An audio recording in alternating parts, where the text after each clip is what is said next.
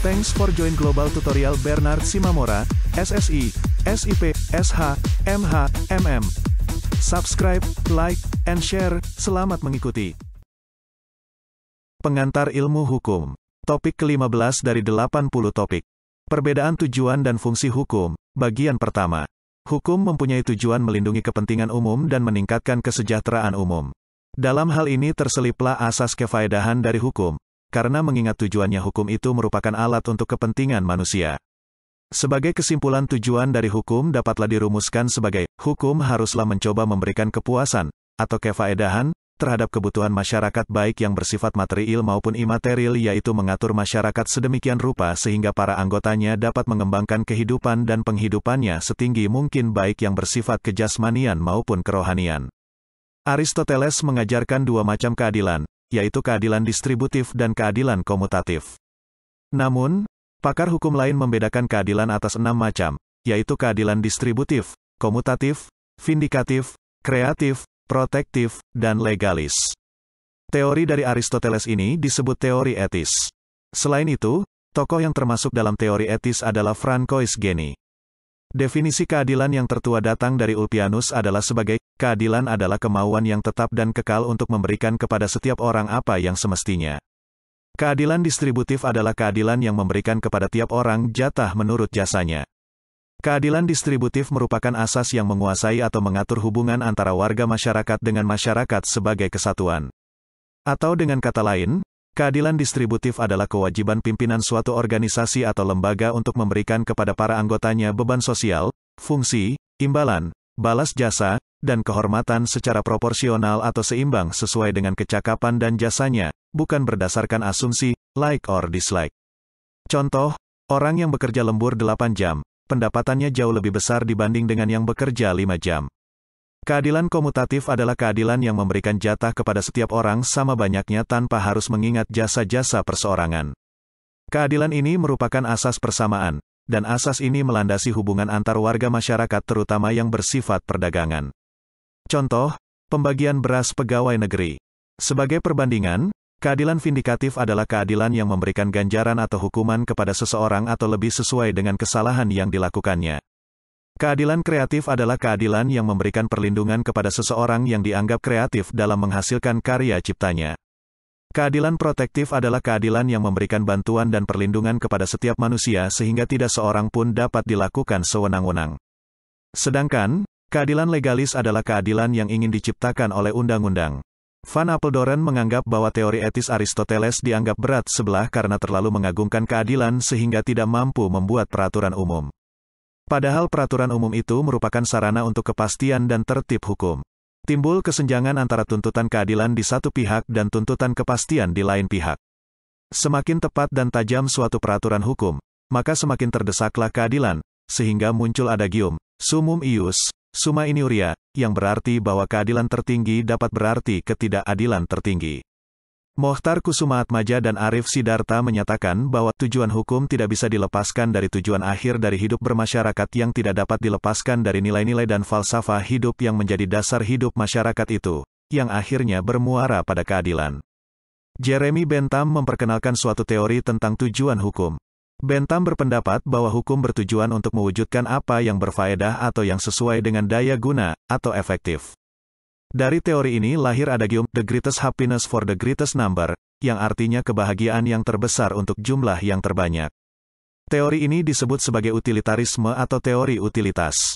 Selain itu, teori utilitas mengajarkan bahwa hanya dalam ketertibanlah setiap orang akan mendapat kesempatan untuk mewujudkan kebahagiaan terbanyak. Teori ini mengagungkan kepastian hukum dan memerlukan adanya peraturan yang berlaku umum. Maka muncul semboyan, lex dura sed lamen scripta, atau lex dura sed ita scripta. Semboyan ini dikumandangkan Ulpianus dalam Digesta yang berarti bahwa undang-undang itu keras, tetapi memang sudah ditentukan demikian bunyinya. Sebagai ilustrasi dalam kehidupan sehari-hari adalah masalah pelebaran jalan.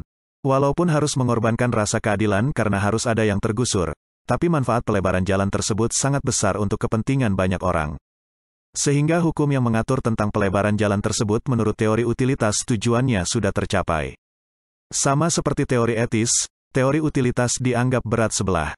Anggapan ini benar sebab hukum, baru dapat dikatakan berhasil apabila dapat mewujudkan keadilan. Apabila ada gagasan yang memisahkan keadilan dari hukum, maka ada asumsi bahwa hukum itu identik dengan kekuasaan, dan hal ini tentu kurang tepat karena hukum dan kekuasaan itu saling membutuhkan, yaitu sejalan dengan Mokhtar Kusumaatmadja yang mengatakan bahwa hukum tanpa kekuasaan adalah angan-angan, kekuasaan tanpa hukum adalah kelaliman. Tentu terdapat kelemahan pada teori etis dan teori utilitas, yaitu berat sebelah. Apabila mengagungkan keadilan, maka teori etis mengabaikan kepastian hukum. Apabila terabaikan, ketertiban akan terganggu karena dengan terciptanya ketertiban, maka keadilan dapat terwujud dengan baik. Lalu, apabila mengagungkan kepastian hukum, maka teori utilitas mengabaikan keadilan, padahal hukum itu dapat berfaedah apabila keadilan ditegakkan. Kelemahan teori etis dan teori utilitas inilah yang melahirkan teori gabungan dari kedua teori tersebut. Selanjutnya, untuk mengetahui fungsi hukum dalam masyarakat harus dikembalikan pada pertanyaan, apakah tujuan hukum itu dalam masyarakat? Tujuan utama dari hukum adalah mencapai ketertiban dalam masyarakat. Menurut Lili Rasjidi, tujuan hukum itu ada dua, tujuan tradisional dan tujuan modern. Tujuan tradisional hukum adalah ketertiban dan keadilan. Sedangkan tujuan modern hukum adalah sarana pembaharuan masyarakat. Mengapa ketertiban itu yang didahulukan? Sebab tanpa ketertiban tujuan lain tidak mungkin diwujudkan dengan mulus. Tetapi menurut Lili Rasjidi, sebelum timbulnya ketertiban, sebenarnya harus ada sesuatu kepastian hubungan antar individu yang dikonkretkan dengan norma hukum terlebih dahulu. John Austin tidak menghendaki perubahan hukum itu secara radikal, atau revolusi, sebab akan menimbulkan kegoncangan, ketertiban, chaos. Artinya yang lama sudah dilebur, yang baru belum terbentuk sehingga hukum menjadi tidak berwibawa. Tetapi menurut Lili Rasjidi, seharusnya lah pakar hukum berfungsi menciptakan hukum dan hukum harus terus dijalankan walaupun suasana pembaharuan.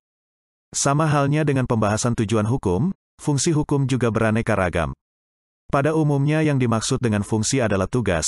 Hukum berperan sedemikian rupa sehingga segala sesuatu berjalan dengan tertib dan teratur sebab hukum menentukan dengan tegas hak dan kewajiban mereka masing-masing. Mengkaji tentang fungsi hukum dalam masyarakat itu penting karena dalam kehidupan sosial masyarakat sering terjadi perbedaan kepentingan antara setiap individu. Kepentingan yang tidak selaras dapat menimbulkan konflik, dan hukum sering disalahkan karena dianggap baru berfungsi apabila ada konflik. Persepsi ini tentu keliru sebab hukum berfungsi bukan hanya setelah terjadi konflik, melainkan juga sebelum terjadinya konflik. Keberadaan hukum dalam masyarakat bukan hanya berfungsi untuk menyelesaikan konflik yang terjadi di dalam masyarakat, melainkan juga menjadi sarana yang mampu mengubah pola pikir dan pola perilaku warga masyarakat ke arah yang positif. Keberadaan hukum merupakan syarat pokok, atau fundamental, bagi adanya suatu masyarakat yang teratur. Hukum memiliki fungsi dan peranan yang tak terhingga ragamnya dalam kehidupan manusia sehari-hari. Sebab hukum memiliki fungsi dan peranan yang sangat penting dalam kehidupan masyarakat, hukum dapat menciptakan rasa aman, tenteram, damai, adil dan makmur.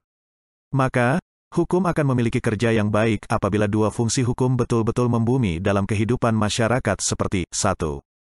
Fungsinya yang pasif, yang hanya untuk menjaga status quo. Fungsi ini disebut sarana social control. 2.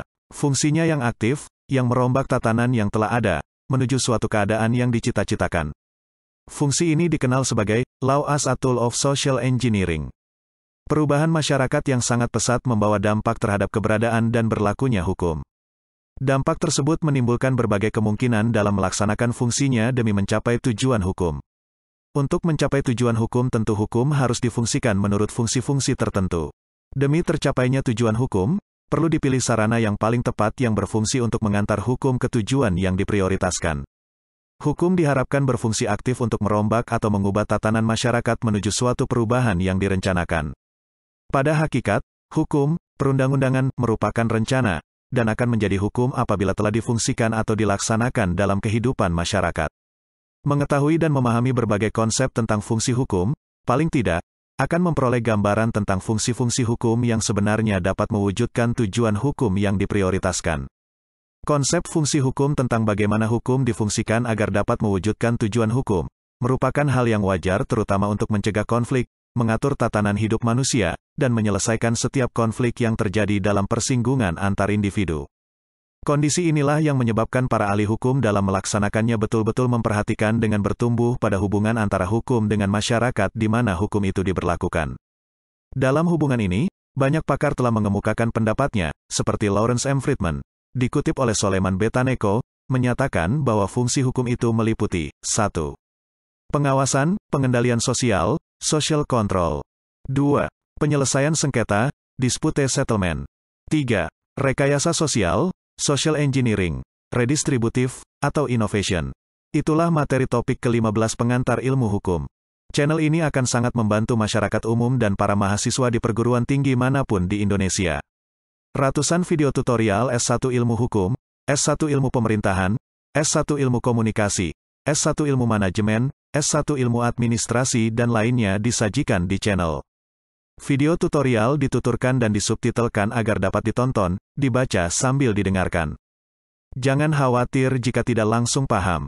Untuk pemahaman yang lebih baik, putar dan dengarkan video tutorial berulang-ulang. Subscribe dan like, agar Anda mendapatkan update tutorial lainnya.